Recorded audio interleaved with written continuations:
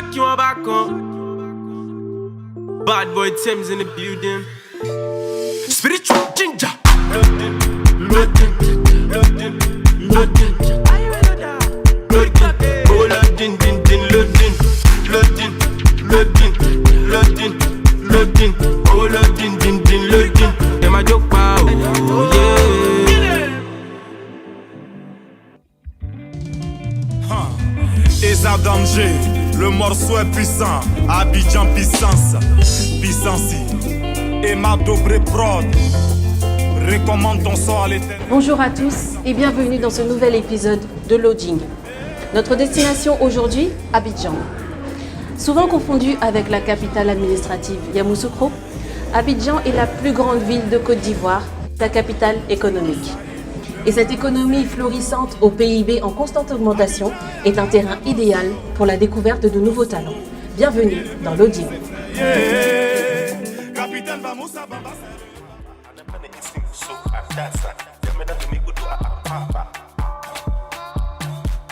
Avant notre interview, allons nous balader dans différents quartiers d'Abidjan. Aquaba, Aquaba, oh sister, I know be your brider.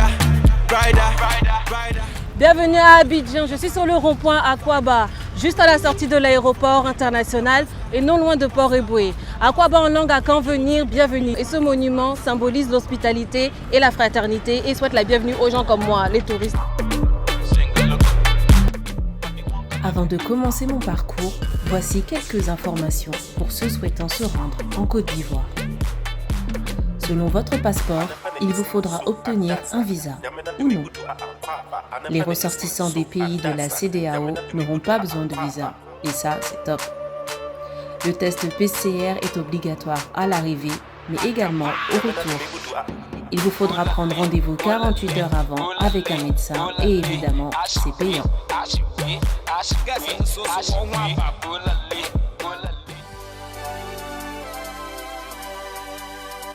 Des hôtels hyper luxueux au brunch select, vous ne vous en irez jamais. Mais soyez prêts à avoir un rythme de fou. Et préparez votre portefeuille. Et oui, Babi n'est pas connu pour être une ville bon marché, si vous aimez la fast life. Je m'éloigne un peu des quartiers huppés pour retrouver les amateurs de simplicité et de choukouya.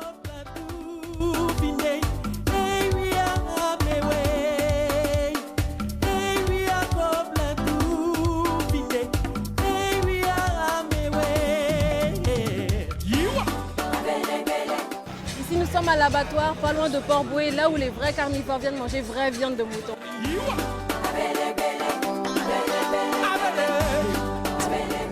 Bonjour. Ça va? Ça va. Ouais, faut me donner pour 2000 s'il te plaît. C'est la viande de quoi là? Là, c'est bien de mouton. Ça c'est quoi ça? Ah non, pas pour moi. Je goûte pas. Je veux quoi? Ça, là, tu as vraiment, c'est fouet. Non, pardon. C'est pour les hommes ça non?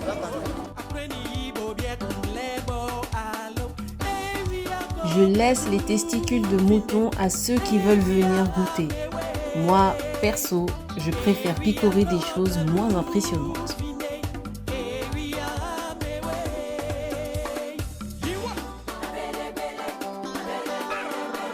Allez, je vais m'asseoir et siroter une boisson fraîche en attendant ma commande. Avec son piment sur le côté, choukouya me fait clairement penser au ntaba, le nom que l'on donne à ce plat en RDC. Du coup, j'ai l'impression de me retrouver dans un nganda de chez moi. Et je me sens un peu comme à la maison. Ça se voit, non?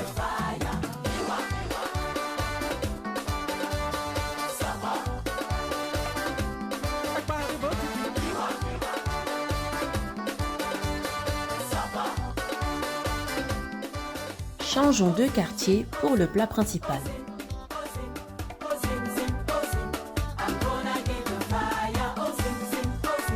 Nous sommes toujours à Abidjan à la découverte des différents quartiers.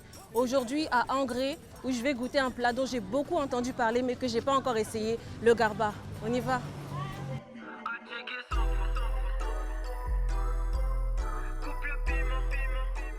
Bonjour, ça va?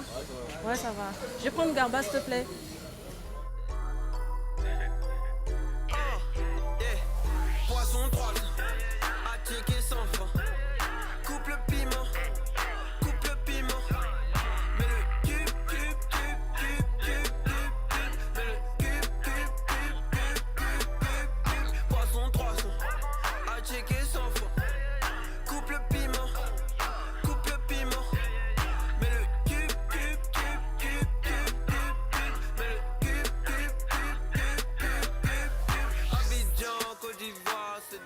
c'est bon, j'ai récupéré mon plat. Je vais mettre mon cube tranquillement, je vais manger. Pas beaucoup de speech. On tac direct. Hé, ma boisson. Faut t'asseoir, faut te mettre à terre. Quand Amélie n'a plus le temps, ne fallait bien pas préciser. C'est doux, hein? Je suis ivoirien, de père et de mère. Te cache pas, viens voir, viens visiter nos terres et nos mers. Oublie la guerre, nos frères entrecoupés. Ici on décale, on a coupé. Tabadabi va coûter. On s'embrouille pas, viens goûter nos pommes de terre. Le soleil brille comme le sourire d'un enfant qui apprend à se mettre sur ses deux pieds. On grandit mais d'après eux on n'y voit rien. Mais avec ces ivoires ils nous défend. À partager il a tellement d'affection. Oui ma Côte d'Ivoire tu sais qu'on est fort. Vous savez comme j'aime danser. Il fallait donc absolument que j'aille faire un tour à l'internat du Zouglou à Yopougon. Mais c'était sans compter sur le corona et sur quelques querelles politiques entre organisateurs et autorités qui ont limité l'accès de l'événement auquel je n'ai malheureusement pas pu me rendre. Je vous laisse donc vous imprégner de l'ambiance avec ces images tournées avant la pandémie et vous imaginez pourquoi pas cet été au milieu de la foule. Philippe Cadier. Ben Théora.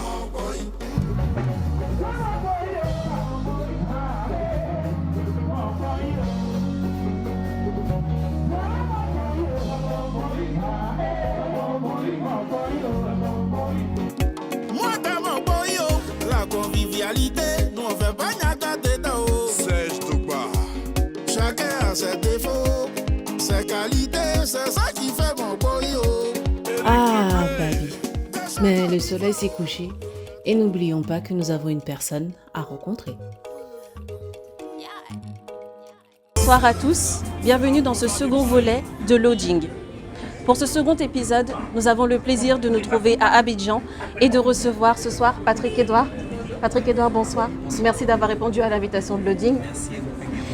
Patrick Edouard, vous êtes styliste, chargé de communication, mais surtout fondateur et responsable du webzine Bitendance. Pouvez-vous nous en dire plus pour les personnes qui ne vous connaissent pas? Alors, qu'est-ce que je peux dire sur mon humble personne? Donc, Patrick Edouard, créateur de mode en général, c'est-à-dire créateur de content en matière de mode et de fashion avec son magazine Bitendance que je suis, que je représente véritablement. Alors, ça fait plus de 10 ans qu'on est dans le domaine de la mode et qu'on valorise le prêt-à-porter africain francophone. Voilà. C'est cela. D'accord. Quelle est la particularité de votre webzine? Alors nous, ce qu'on essaie de faire, c'est véritablement donner une plus-value à ce prêt-à-porter francophone qui n'a pas les spotlights qu'il mérite véritablement. Il y a énormément de créateurs afro-francophones qui apportent vraiment une plus-value à la mode en général, qu'il faut galvaniser, qu'il faut valoriser. Et ce webzine est fait pour cela. Voilà. Aujourd'hui, en termes justement de mode, vous diriez que les attentes des femmes ivoiriennes ont évolué? Alors oui, en matière de mode, elles ont évolué du temps, on va dire, de nos mères dans les années 80 jusqu'aux années 90, aux années 2000 maintenant, où il y a une grande évolution en matière stylistique et en matière vraiment de goût, de look et de goût vestimentaire. Il y a une évolution qui se fait. Les femmes maintenant ivoiriennes, je dirais même peut-être même africaines, donc africaines francophones, savent véritablement ce qu'elles veulent porter, ont une envie véritablement de ressembler à quelque chose de précis ou à quelqu'un d'important, pourquoi pas leur mère à elles ou à des femmes de pouvoir, etc. Voilà. Est-ce que vous diriez du coup que le prêt-à-porter se redirige plus vers la mode africaine vraiment en tant que telle, ou est-ce qu'elle subit encore un peu les influences, on va dire, européennes, occidentales? Je vais dire que ça fait maintenant 8 ans à peu près que l'afro, même culture, même africaine, si je puis dire, c'est un mot ajouté en plus, mais est là, est probant. C'est-à-dire que maintenant, les personnes s'habillent pour pouvoir représenter une culture même africaine, que ce soit éthiopienne, nigériane ou bien même ivoirienne en elle-même, avec des looks, des tissus, du textile qui est utilisé véritablement pour valoriser d'où on vient Et ça commence au fur et à mesure à se clarifier et à se montrer. C'est vrai que la touche européenne y est toujours, mais il y a beaucoup de créateurs vraiment qui essaient de donner quelque chose de vraiment afro-africain à la chose. Voilà. Est-ce que du coup les créateurs ont ce besoin, ce désir de se réapproprier aussi un petit peu leur tissu, de les refaire découvrir un peu? Oui, effectivement, parce qu'on se limite beaucoup au pagne en fait en général, alors que le pagne en lui-même n'est pas africain en fait, le pagne vient d'Europe. Du coup, ce qu'on essaie de faire, en tout cas ce que les créateurs africains essaient de faire, c'est véritablement faire connaître, c'est une éducation qu'ils essaient de faire avec le bourgulan, le faso d'Anfani, pour ne parler que de ces pagnes-là, même le batik qui est aussi africain. Donc ce sont des matières qui sont utilisées par les créateurs de manière à valoriser le fait de chez eux. Voilà. Avec du coup la pandémie qui sévit depuis 2020 maintenant et encore aujourd'hui, comment la mode et surtout le prêt-à-porter a su se réinventer pour s'adapter justement? Alors difficilement, on va dire que le Covid c'est de 2020 maintenant, donc certains créateurs essaient tant bien que mal à pouvoir positionner leurs produits et également leurs vêtements pour les acheteurs, les clients et autres. Il y a beaucoup de Fashion Week qui ont été annulés, en particulier en Afrique. Il y a d'autres qui ont été, on va dire, reformatés pour pouvoir permettre à des acheteurs, des bailleurs de pouvoir voir le fait africain.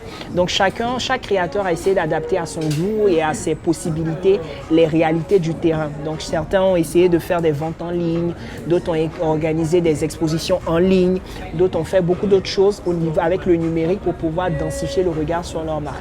Alors justement, la Côte d'Ivoire bénéficie quand même d'une couverture en termes de technologie assez importante par rapport aux autres pays africains. Est-ce que vous diriez que c'est un avantage du coup pour tous ces commerçants qui se sont peut-être redirigés vers la vente en ligne?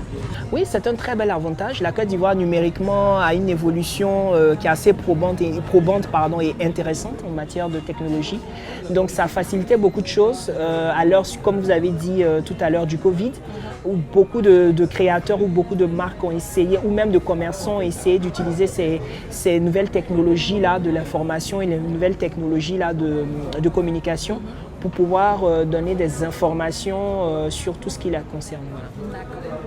Et du coup, votre web magazine, comment s'est-il du coup adapté à cette évolution?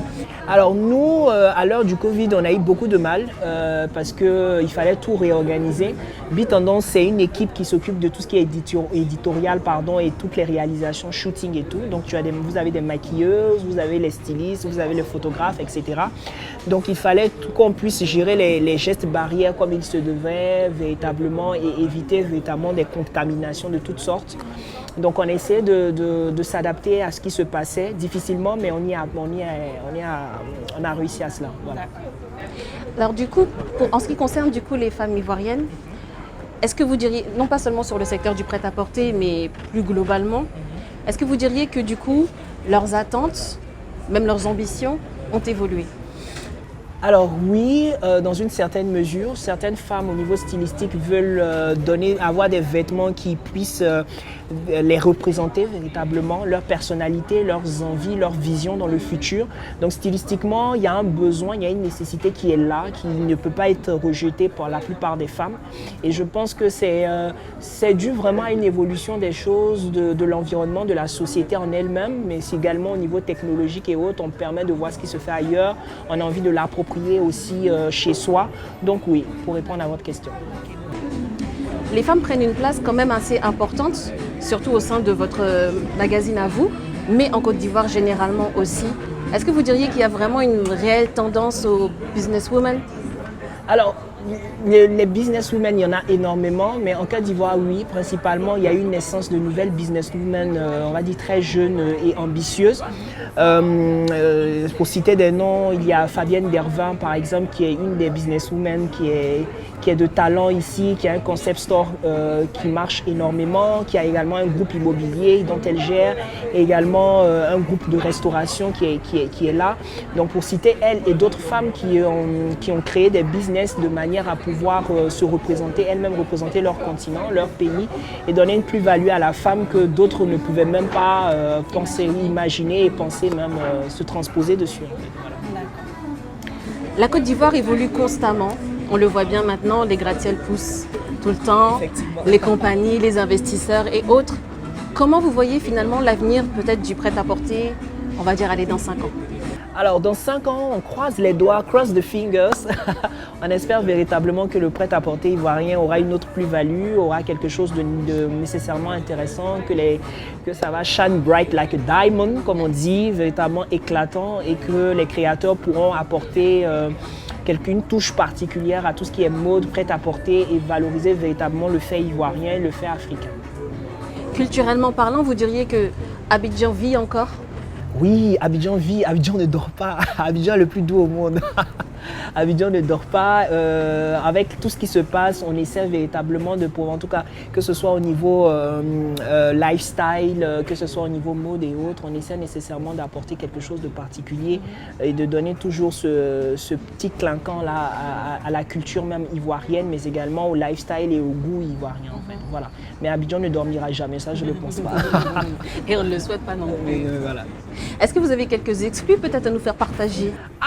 Alors les bonnes exclus, c'est que dans 3 mois, B-Tendance va se transposer dans la musique maintenant, puisque c'est dans la mode, donc ça va se transposer dans la musique. Donc en tout cas, on espère que les fans qu'il y avait dans la mode iront dans la musique. Et pourquoi pas d'ici quelques temps une version, on va dire un collector, qui va sortir en version papier. Tout le monde attend ça, ce collector qui va sortir chaque année et on cross the fingers, ça va aller. Voilà. Patrick Edouard, merci d'avoir répondu à nos questions et d'avoir accepté l'invitation de Loading aujourd'hui.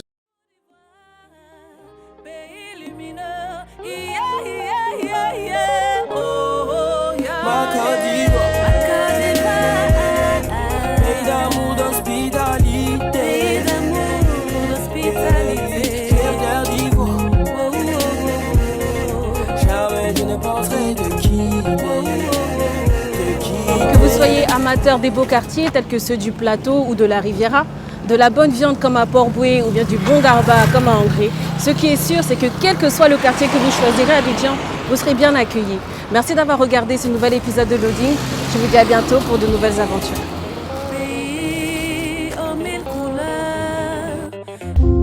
Shock you on back on. Bad boy Thames in the building. Spiritual ginger. Loading, loading, loading, loading.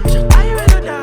Loading, oh loading, din din, loading, loading, loading, loading, loading, oh loading, din din, loading, loading, din din, loading.